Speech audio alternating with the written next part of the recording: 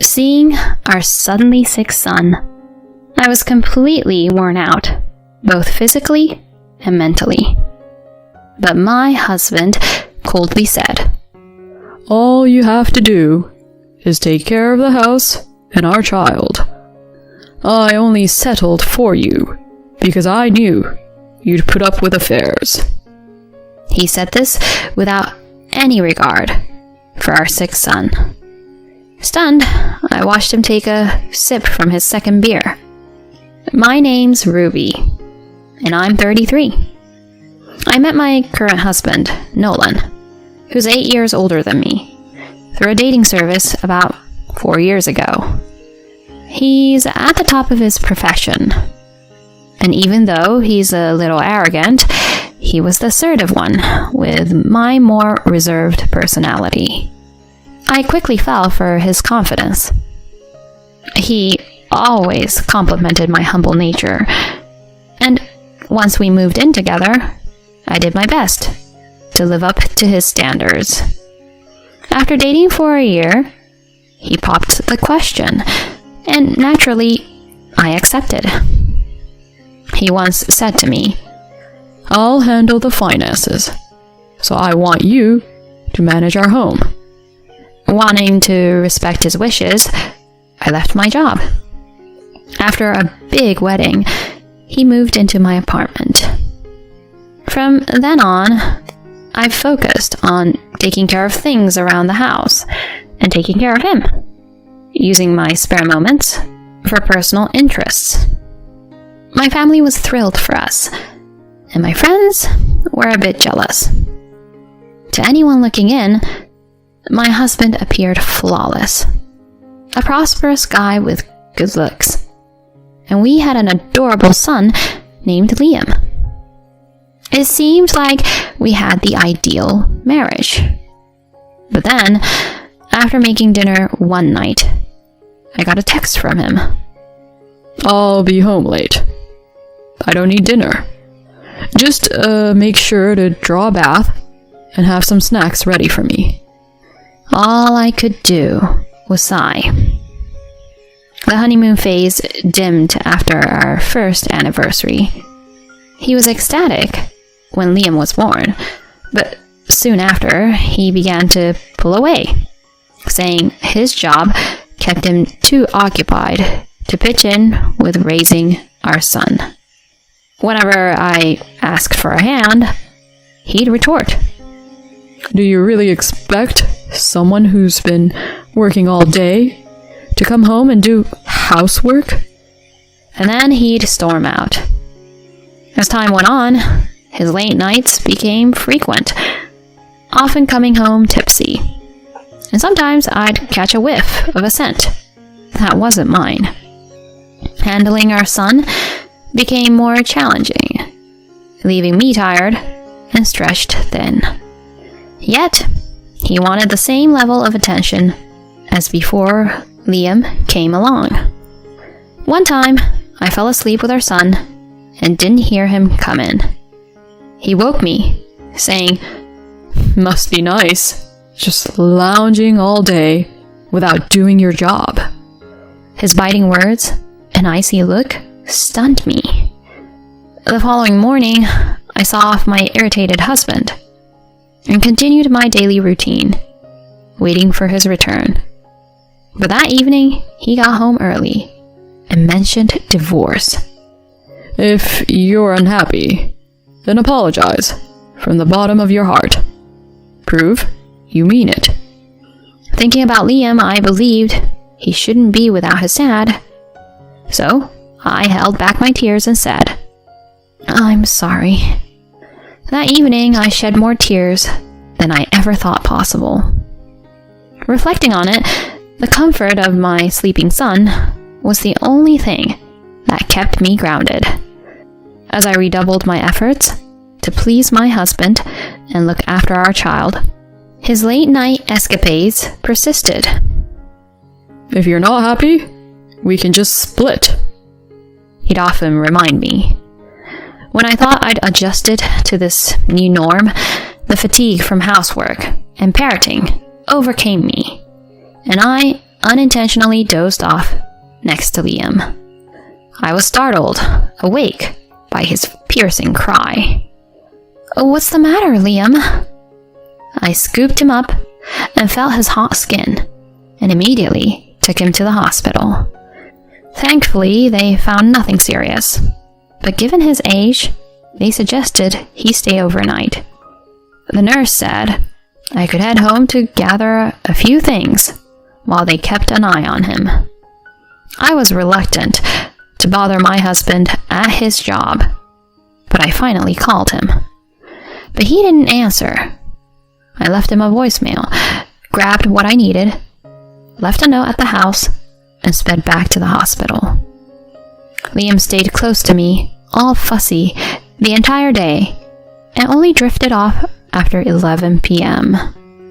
They did prepare me a small bed next to his, but I couldn't rest, let alone use the bathroom. I couldn't really eat anything either. As I was sipping on some hot cocoa from a vending machine, my phone buzzed. It was my husband. "Hey there, you must be worn out from..." He interrupted. "Where in the world are you?" His sharp tone made me shudder. "I'm at the hospital now. I left you a note. Liam needs some tests, so we're staying here overnight." "What about my dinner?" "Seriously? You're worried about your dinner?" I tried to keep my voice down to avoid waking Liam, who'd finally dozed off. Keeping my cool, I said, "Didn't you get my message? I couldn't cook tonight. There's a ready-to-eat food in the fridge, and bread for the morning. You've got the car. You can grab something outside, right? Could you handle your own dinner for tonight?" "Haven't you heard the saying, a man shouldn't be in the kitchen? What kind of wife expects her worn-out husband to cook after a long day? You don't need to be at the hospital. Just come home." I heard the sound of a beer can popping open in the background. For all his talk, he had no issue going to the kitchen for a drink. Not a peep about our son, and he wasn't coming to get me either. I felt anger boiling inside as I heard him kick off his nightly drinking routine. You want me to leave our son, who's not even a year old, alone here? It's still a hospital, even if it's just tests. Doesn't it bother you? My voice went higher than I intended, and he tisked in annoyance. "Really? Getting brave because I can't see you? Keep acting like this, and I'll file for divorce. How do you think you'll manage on your own in this economy, with your background and education? It's your job to take care of the home, and our kid. This happened because you're slacking off." Oh, not this again. Lately, he's been tossing around the word divorce way too often. You always bring up divorce when we fight. How do you really feel about us? I couldn't hold back. Balancing childcare and home duties has always been challenging, but I hung in there, believing he truly cared about our family. I overlooked his late hours and nights out, thinking he was doing it for us. Then, I heard another beer can open on his side. Right after he took a swig, he blew up. "Are you kidding me? Who do you think pays the bills here? Give me a break." What? Answering back? Your only job should be taking care of the house and our child. Then you're done for. Excuse me? Women start losing their charm after 30. I won't stay with someone who's past their prime. It's only natural for a guy to want someone younger. I only settled for you because I knew you'd put up with affairs. What? I was speechless. His biting remarks, not entirely because of the booze, left me stunned. Then I heard him laugh, mockingly. I don't want to be shackled to a family. I've had enough to drink, and I'm not hungry. I'm heading to bed. I'll be out tomorrow, so don't call and bother me, okay? If you want to keep this marriage, think about where you stand here. Remember who's putting food on the table. Then he just hung up on me. Something in me broke.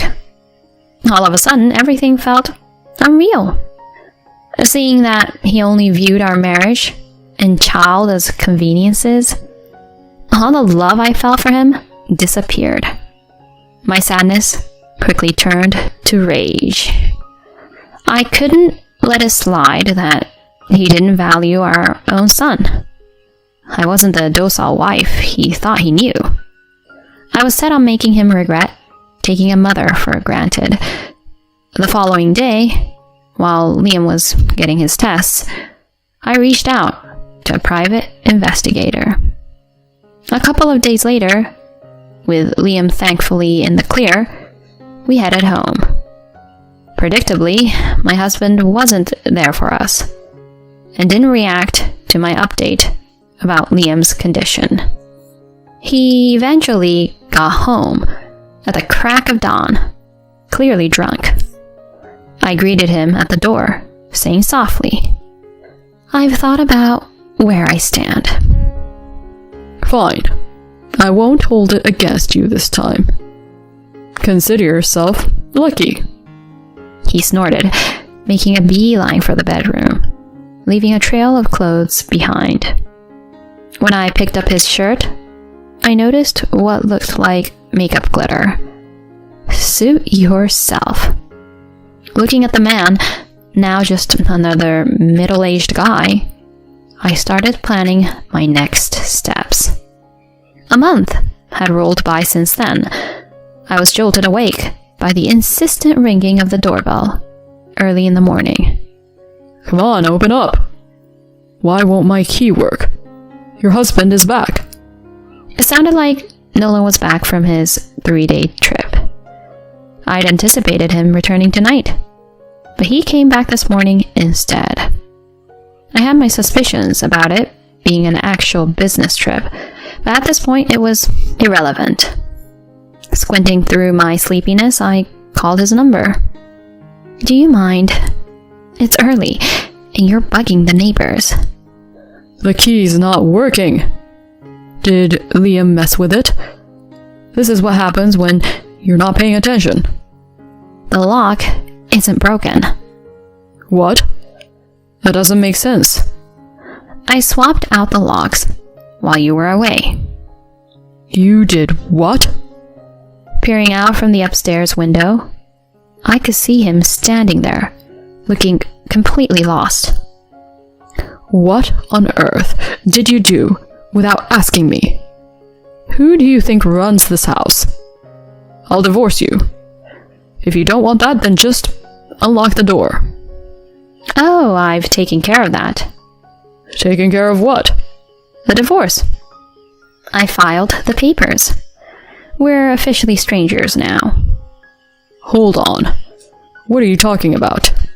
I never signed any paperwork. I see what you did. You filled it out yourself, huh? That's illegal, and it won't hold up in court. I couldn't help but smirk at his overconfident expression. You've forgotten, haven't you? Remember the time you first mentioned divorce? You brought home a filled-out form. What are you talking about? That's right. On that heart-wrenching day, he'd come home with a pre-filled divorce form. After my apology, he crumpled it and chucked it at me. I thought you threw it out. I kept it, thinking it might come in handy. In hindsight, I guess I always sensed this day would come. As I reminisced, he looked visibly shaken, mouth wide open.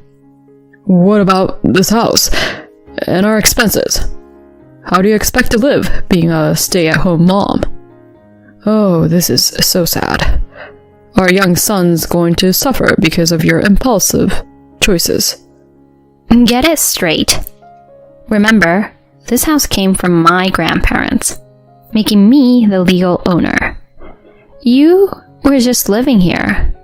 And regarding finances, I landed a job. You're making that up. You couldn't have found a job in this short time. I've been painting in my free time. You always told me not to go to bed before you, so I painted while waiting up for you. After posting my art online, a publisher got interested. Seriously? How is that even possible? Maybe you're getting duped. Artists going viral isn't unheard of nowadays. It's a well-known publisher. Hearing the name of the publishing house, he looked shell-shocked, murmuring, Is this even real? It felt refreshing to hear him talk without the usual sarcasm or shouting. Yeah, I'm all set for now. And on top of that, what now? There's the spousal support you'll be paying. Say what now? I opened the window and tossed him the photos I got from the PI. I hired a private investigator. If it was just about you hitting the clubs, I might have let it slide, but you were involved with one of the girls. When I contacted her workplace and the ladies realized they weren't getting sued, they quickly sided with me. He frantically scooped up the photos, his face going as white as a sheet. I can't blame him. The pictures clearly displayed him with a younger woman, clearly from the nightlife scene, heading into a shady establishment. Here's more for you. What? Next, I showed him screenshots of his messages, clear evidence of how he'd neglected me and our son. As morning broke, people began starting their day. Given the pictures and messages, he doesn't have much ground to stand on. I've been keeping tabs on all your actions and words. I'll hand all this over to my lawyer. You can keep those photos. I've got everything backed up. A PI? A lawyer? You think you're pulling this off with my money? It's from my savings before our marriage. Not sure why you'd have a problem with that. I shot back, and he stared at me, holding back his anger. Since our wedding, I'd been saving money, because he wanted me to be thrifty, so I rarely splurged on myself, leaving most of my savings intact. Honestly, I was taken aback by how much I had stashed away. I should have taken action earlier. I'm upset on my past self for being so submissive. Perhaps concerned about nosy neighbors, he tried to smile, saying softly, All right, I understand. I'm sorry. Just let me in. We're still married, right? No longer. Check the mailbox. He promptly checked the mailbox and took out an envelope, inspecting it. Inside, there's a key to a storage unit and its location. Everything you own, all purchased with your earnings since we got married, is stored there. The car is yours too. Now, kindly disappear. I was thankful he never contributed to household chores. It meant I knew where all his belongings were. He probably didn't even know how many shirts he owned. I can't live without you. His sudden desperation left me unfazed. I'm fine on my own. Besides, you said I was done for. You're not tied to a fading rose and its seed, are you? Maybe find a younger woman to look after you? Hold on. Listen. Moving forward, talk to my attorney. If you linger, I won't hesitate to call the cops. Goodbye. I ended the call, locked all the windows, and shut the blinds. For some time, he incessantly buzzed the doorbell and tried the door. I ignored his barrage of "I'm sorry" texts. When the neighbors started gossiping about his antics, he quickly jumped into his car and left. Later on, I got word from his folks. Turns out he'd blown all his personal funds from his single days on nightlife and ended up begging his parents for help. After I laid out the whole story for them, backed by evidence, they gave me an envelope a few days later, holding the full alimony they paid for him. I learned he'd been diverting company money for his leisure activities, given his senior position. Once I blew the whistle, he got blacklisted from those venues. His abrupt shift in spending habits raised red flags at his job. While he wasn't fired, he was moved to a smaller role in a distant office. Now, he's holed up in a budget apartment.